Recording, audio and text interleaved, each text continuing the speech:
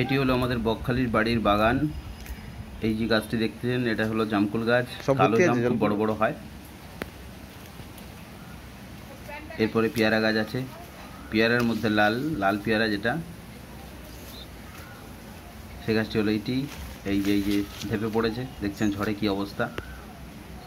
যে ঝড়টি গেল রেমাল ঝড়টির করুণ পরিণতি গেছে এর উপর থেকে।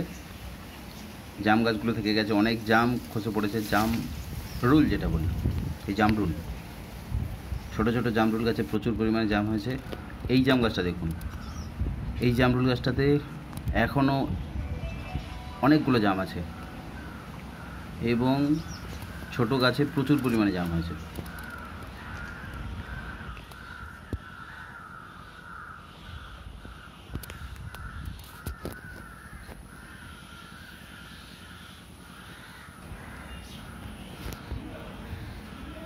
এখন জামরুলগুলো পেড়ে দেখাবো যে কীরকম সাইজের জামরুল হয়েছে।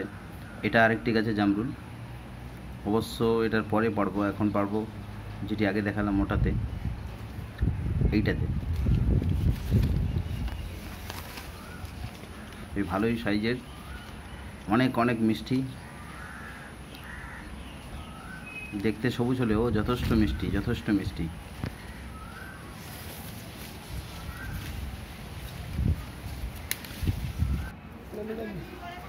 ভোটের দিন এক পাটাতে 30 থেকে 32 পিস মাছ ধরেছি আমি। ভোটের দিন এক খেপ জাল ফেলে। প্রথমে বাবা বলেছিল তুই বেসাইদ, তোর দ্বারা মাছ পড়ে না। আমি এক পাটাতে মাছ ফেলে প্রায় 32 পিস, 32টা মাছ ধরেছি একসঙ্গে। ভোট দিয়ে আবার কলকাতা রিটার্ন করতে হবে, এই জন্য নামখানা স্টেশনে পৌঁছে গেলাম। নামখানা স্টেশনে ঢুকেই দেখি সঙ্গে ট্রেনের আসার কথা ছিল লেটে, কিন্তু এসে গেছে খুব দ্রুত, সৌভাগ্যের বিষয়। সঙ্গে প্রচুর পরিমাণে যাত্রীও আছে, ভেবেছিলাম যাত্রী পরিমাণে কম হবে। আমি অনিমেষ, আপনারা দেখছেন। আর এই খুব সৌভাগ্যবশত যে ট্রেনটি ঢুকেছে, খুব স্পিডি ট্রেন, যাকে আমরা গার্লফ্রেন্ড বলি। তবে ট্রেনটির কম্পার্টমেন্টটা দেখলাম পরিষ্কার পরিচ্ছন্ন কিনা। আমি পরিষ্কার পরিচ্ছন্ন ছাড়া কম্পার্টমেন্টে উঠি না, সেই কম্পার্টমেন্টে দেখে নিয়ে তারপরে আপনাদের ট্রেনটা দেখাবো। এটি নামখানা স্টেশন। প্রায় 2 বছর পরে ট্রেনে চড়ে কলকাতা আসছি। বেহালাতে থাকি, যাদবপুর ধরতে হয়, যাদবপুরে নামতে হয় ট্রেন ধরে।